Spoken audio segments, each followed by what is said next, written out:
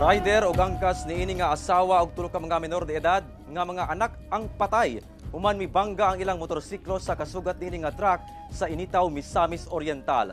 Ang detalye sa report ni James Paulo Yap.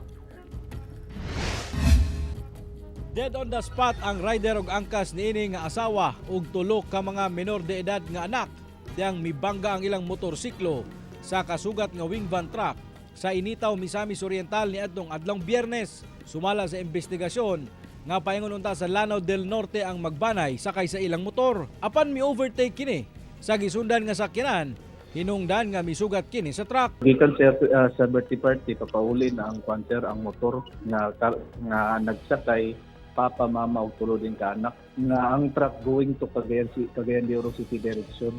Usa ka kotse sab ang nadamay sa maong insidente, human kini mibangga sa likod nga bahin sa wing van truck.